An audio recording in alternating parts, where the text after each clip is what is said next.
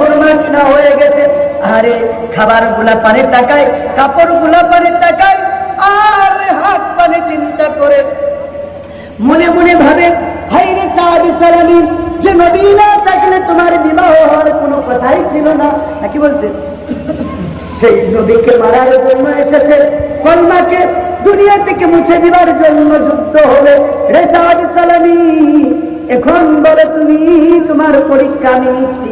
নিজে নিজে বলছি, তুমি এখন বলো, নবীকে বাঁচাতে যাবে, তার সম্মানকে, কলমাকে রক্ষা করতে জিহাদের ময়দানে যাবে, নাকি সুন্দরী রূপবতী স্ত্রীর ঘরে বাসর ঘর তুমি পালন করতে যাবে, মানাতে যাবে? আরে নিজে নিজে চিন্তা করে বলে, না না না, কখনো না। দোকানের কাছে গিয়ে বলে, ভাই ঘুরে নাও দোকানদার, সব কিছু ঘুরে নাও, আমাকে যা আমার টাকা পয়সা আছে, মোহর আছে, আমার একটা ঘোড়া হয়ে যাবে, একটা ঘোড়া কিনবো, একটা তলোয়ার কিনবো, একটা ঢাল কিনবো, আর একটা মুখটা ঢাকার জন্য কাপড় কিনবো।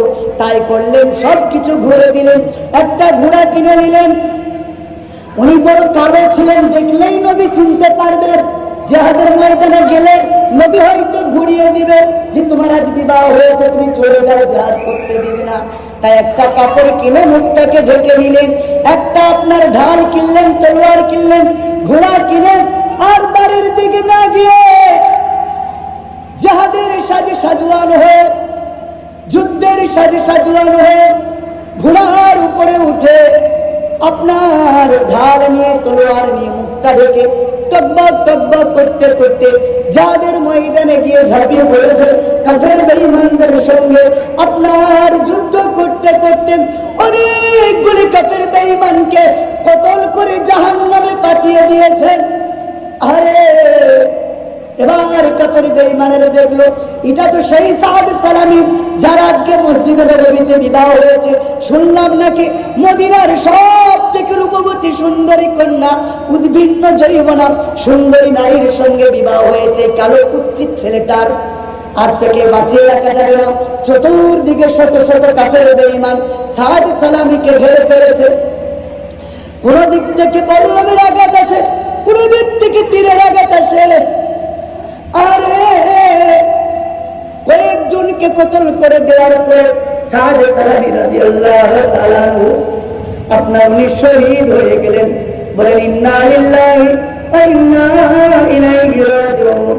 যুদ্ধ চলতে চলতে শেষ হয়ে গেল, ইসলামের বিজয় হয়ে গেল, মুসলমানদের জয় হলো, বিজয় হলো।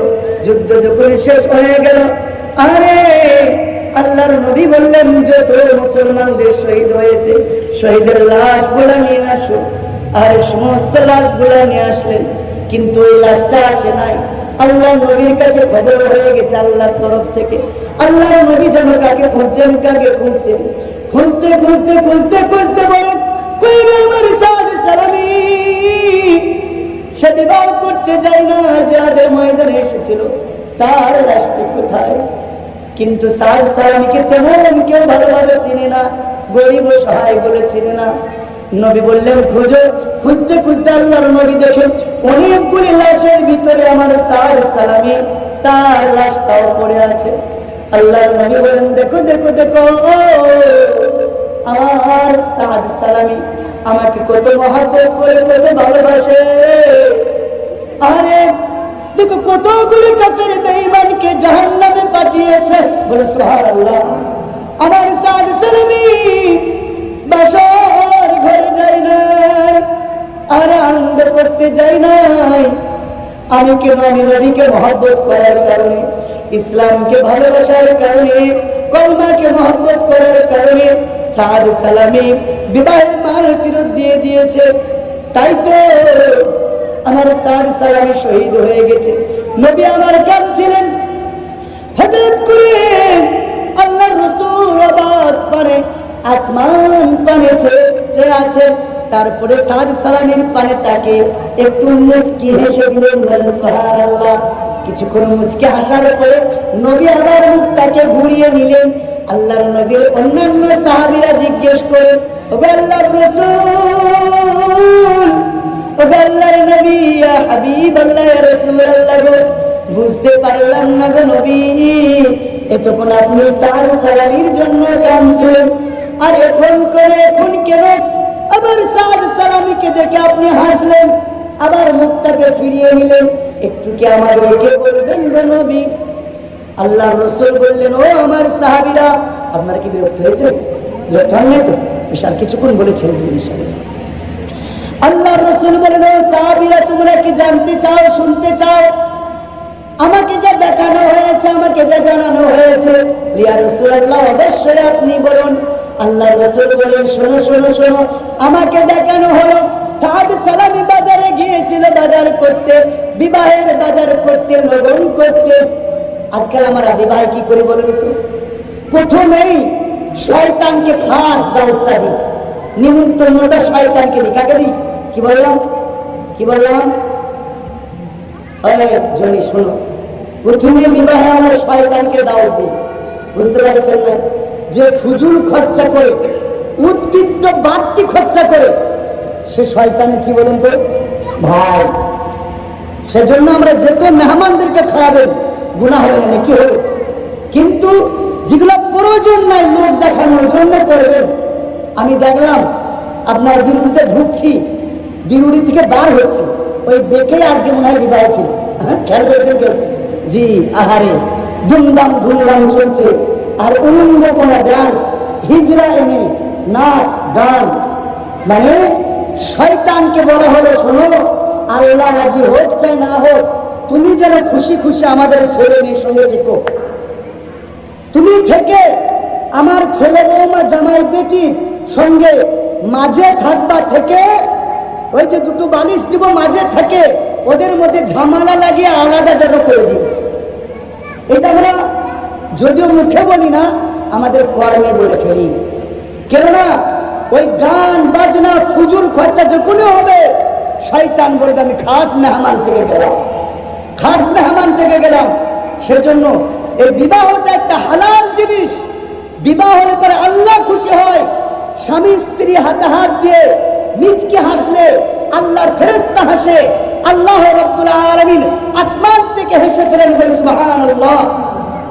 স্বামী স্ত্রী যখন মেল মহব্বতের সঙ্গে দুজনের হাতটাকে জড়িয়ে ধরে, শক্ত করে ধরে, আল্লাহ রাসূল বলেন তাদের বিগত জীবনের সমস্ত সাগীরা গুনাহগুলোকে আল্লাহ ঝরিয়ে দেন, মাফ করে দেন, বলে সুবহানাল্লাহ। আরে আর শয়তান খুশি হয় সব থেকে একটা জিনিসে, কে বলতে পারবে? যে স্বামী স্ত্রী যদি আলাদা করে দিতে পারে, শয়তান তখন বড় খুশি হয়। সে শয়তান। সেজন্য শয়তানকে, আমার মা বোনেরা, আমার ভাইরা, শয়তানকে খুশি করবো না। আপনার স্বামীর অন্তরে আপনি যখনই কষ্ট দিবেন, শয়তান আনন্দ পাবে। আপনার স্ত্রীকে আপনি যখনই কষ্ট দিবেন, তখন শয়তান খুশি হয়। সেজন্য ওই দিক থেকে বেঁচে থাকি, আমার গান বাজনা খেলতে। হ্যাঁ, বিবাহে আনন্দ হবে, আমি বলবো না যে কেঁদে কেঁদে বিবাহ করা, তাও বলবো না। যেমন হওয়া দরকার, হ্যাঁ আপনি বক্স করেন, মাশাআল্লাহ, এটা তো আজ রেকর্ড হয়ে গেল আমার জীবনে। এরকম দোয়ার মজলিস করেন, যে মজলিসে যে কথাটা বললে পারে মানুষ জান্নাতের দিকে আসবে। আল্লাহ রাব্বুল আলামিন বিবাহে বরকত দান করবেন, বলেন আল্লাহুম্মা আমিন। ভাইরা আমার, আল্লাহ রাসূল বলেছেন যে বিবাহে কম মানুষ, আমরা না করলে যে বিবাহে কম সংখ্যক মানুষ থাকবে আর কম খরচায় বিবাহ হবে, ওই বিবাহটা আল্লাহর কাছে কি বলেন তো উত্তম, পছন্দনীয়। আমরা বলি না আল্লাহ ওটা দরকার নাই, তুমি পছন্দ করলাম না করলে খুশি হলা আর না হলা, 5 জনকে দেখাতে হবে না, 10 টাকায় কুটুম আছে তাদেরকে বুঝাতে হবে না, তোরা কি করেছিলেন আমি করলাম যা। পাশের বরাবর বলবে টাকা আছে, করার ক্ষমতা আছে, তা না দিবে তাই তুই করলাম, তোরা দেখ।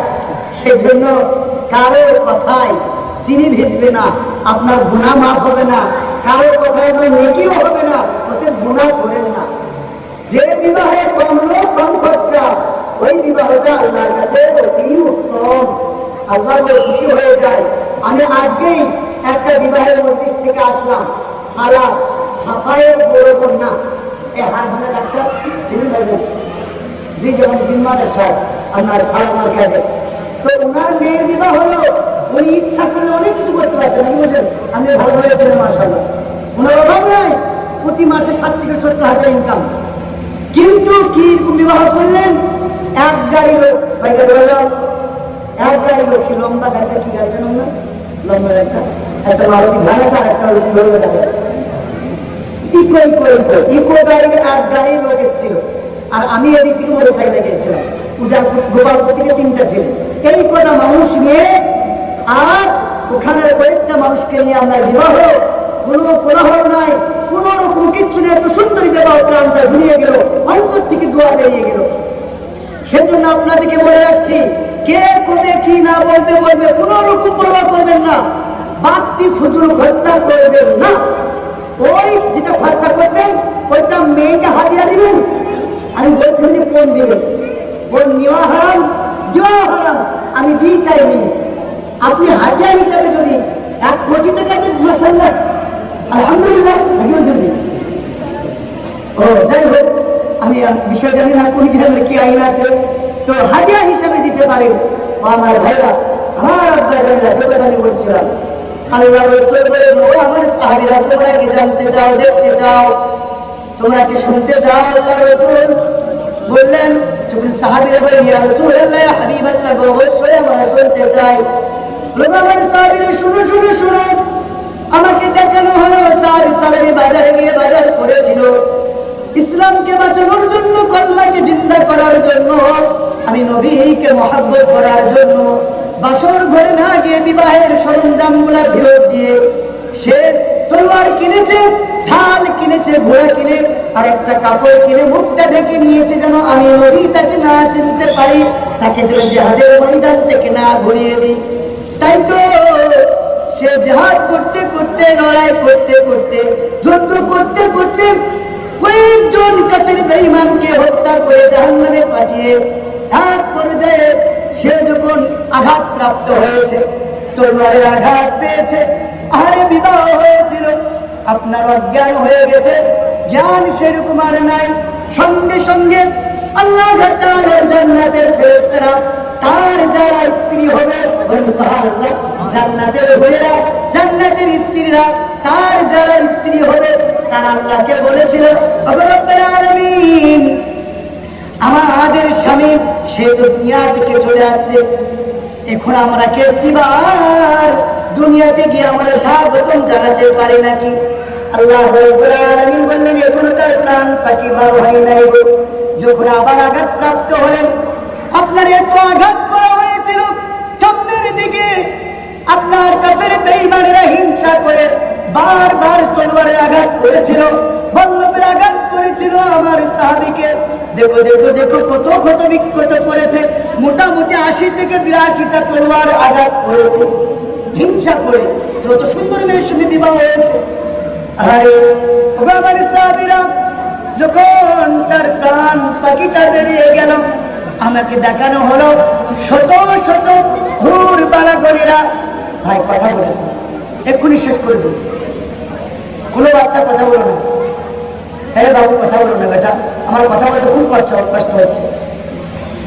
আর যখন তার প্রাণ পাখিটা বেরিয়ে যাবে, ওই হুর বালাগণদেরকে আল্লাহ তাআলা বললেন, ও হুরা, ও জান্নাতের রমণীরা, ও সাদ সালামের স্ত্রীরা, তোমরা জান্নাতের ফুলের মালা নিয়ে যাও, আরে আর আমার হাউজে কাউসারের পানি নিয়ে যাও, আমার সাদ সালামীকে অভ্যর্থনা জানাও, ওয়েলকাম জানাও, তাকে স্বাগতম জানাও, মারহাবা জানাও, তার মুখে আপনার ওই হাউজে কাউসারের পানি আপনার তার মুখে লাগিয়ে দেওয়া হলো।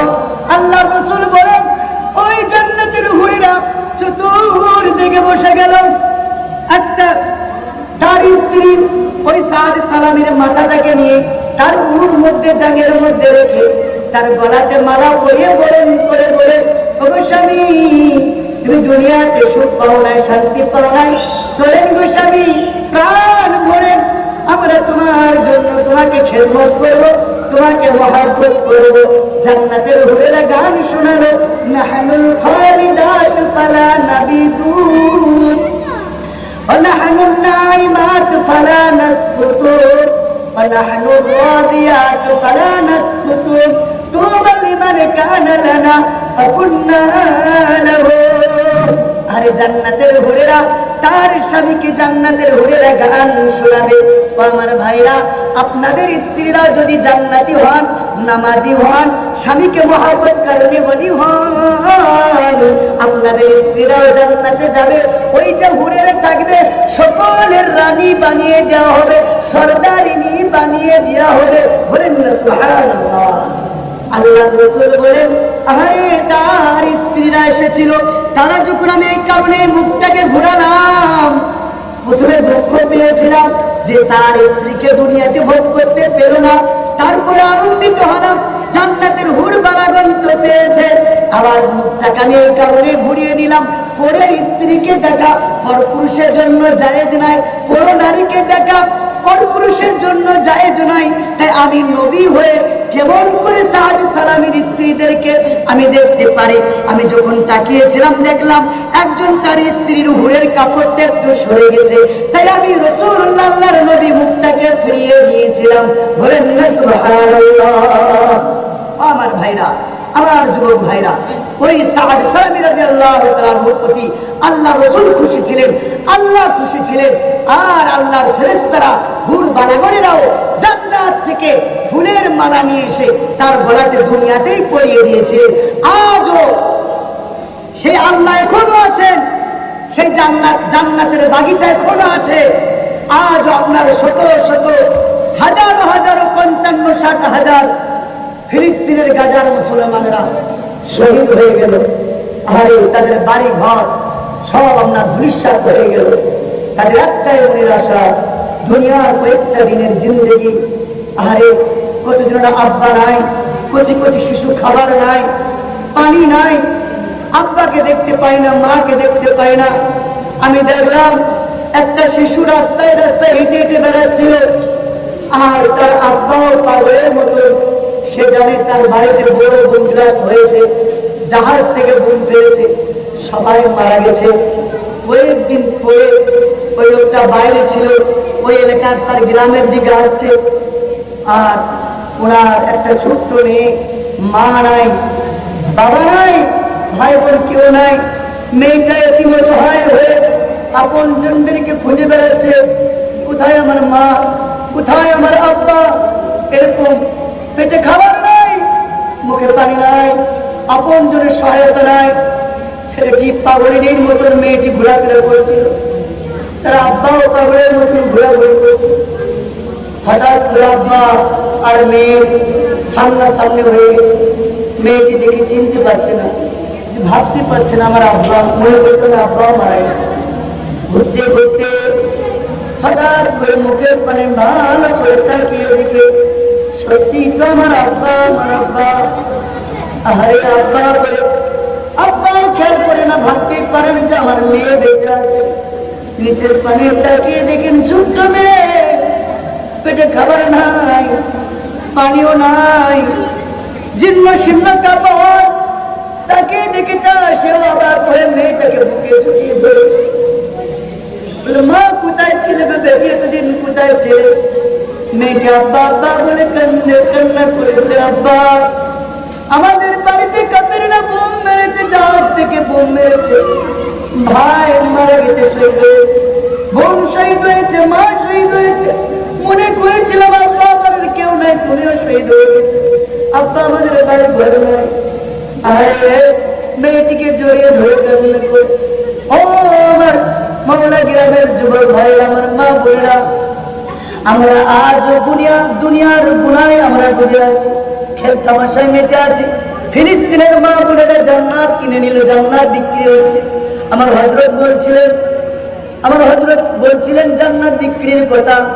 আজ গাজাবাসীদের কাছে জান্নাত বিক্রি হচ্ছে গো। আমার যুবক ভাইরা, আমার মা বোনেরা গুনাহ থেকে বাঁচে, গুনাহ থেকে বাঁচে। প্রতিদিন তারা কান্না করে বলে, ও পৃথিবীর মুসলমানেরা, তোমরা আমাদের জন্য কি সাহায্য করতে পারো না? তাও যদি পারো না, আমাদের জন্য কি একটু দোয়া করতে পারো না? তাহাজ্জুদ করে দোয়া করতে পারো না? আমরা তো তাদের জন্য কিছুই করি না। কিয়ামতের মাঠে যদি বলে, আল্লাহ আমাদের আব্বা মা সব চলে গেছিল, মারা গিয়েছিল, খাবার ছিল না। তোমার বান্দার আল্লাহ রসুলের মুদ্রা দুনিয়াতে ছিল, আমাদের জন্য খাবার পাঠায়নি গো আল্লাহ। আমাদের জন্য খাবার পাঠাতে হবে না মাওলা, আমাদের জন্য টাকা পাঠায় না, আমাদের জন্য দোয়াও করেনি। কেমন করে সেদিন মুখ দেখাবে? তারা তো নিজের জন্য লড়াই করে না, একটাই কারণে লড়াই করে, আল্লাহর ঘর মসজিদ আকসাকে রক্ষা করার জন্য লড়াই করে, জিহাদ করে। বলেন সুবহানাল্লাহ। ও আমার ভাইরা, আমার আব্বা জানেরা, সেজন্য বলি আমরা গুনাহ থেকে বেঁচে থাকি। যদি আমরা যে কথাটা বলছিলাম, যদি আমরা দুনিয়ার খেলতামাশায় মেতে থাকি, 5 ওয়াক্ত নামাজ আদায় না করি, রোজার মাসে রোজা না রাখি, যাকাত আদায় না করি, এটা হজের মাস, হজ যাদের প্রতি ফরজ হয়েছে তার যদি হজ আদায় না করি, আল্লাহ রাসূল বলেছেন যার প্রতি হজ ফরজ হয়ে গেছে সে যদি হজ আদায় না করে, ওই ব্যক্তি ইহুদি হয়ে মরবে নাকি মুশরিক হয়ে মরবে আমি রাসূলুল্লাহ জানি না। সেজন্য ইসলামের 5টি রুকুন আমরা সকলেই মানার চেষ্টা করব, আমল করার চেষ্টা করব বলে ইনশাআল্লাহ। ভাই আমার, আমরা যদি আমল করে মেনে চলি তাহলে পরে নিশ্চয়ই রব্বুল আলামিন আমার আপনার জন্য জান্নাতের বাগিচা বানিয়ে রেখেছেন। আমরাও সাআদ সালামীর মতন আল্লাহর জান্নাতি, যেদিন মরে যাব দুনিয়া থেকে চলে যাব আল্লাহর জান্নাতি হব বলে ইনশাআল্লাহ। যাই হোক, আলহামদুলিল্লাহ, এখানে আমার কথা শেষ করছি। আমি প্রত্যেক যুবক যুবতীকে বলবো, ও ছেলেরা ও মেয়েরা শুনো, তোমাদের আব্বা মা যেমন ছেলে দেখে, শেষ করেছি, যেমন ছেলে দেখে যেমন মেয়ে দেখে বিবাহ দিবে, সেই ছেলে সেই মেয়েকে বিবাহ করবে, তোমরা সুখী হবে। আর নচেত তুমি যদি বলো দেশের আইন আমাকে ছাড় দিয়েছে, আমি বড় হয়েছে, আমার বয়স হয়েছে, আমার মর্জি আমি বিবাহ করব, তোমার বাবা মা যদি আব্বা মা যদি রাজি না থাকে, সেই বিবাহটি কি হবে হুজুর? বাতিল হয়ে যাবে, আল্লাহর কাছে গণ্য হবে না হালাল বলে। সেজন্য যুবক ভাই, যুবক বোন, যুবতী বোন যারাই শুনছো, তোমাদেরকে বলি, আব্বা মা তোমাকে যারা লালন পালন করছে, এক কথায় তোমার অভিভাবক, তিনারা যেমন দেখে, যে অবস্থায় দেখে দিবে সেটাকেই বিবাহ করবে। যেমন আল্লাহ রসুল, বন্ধ করে দাও, যেমন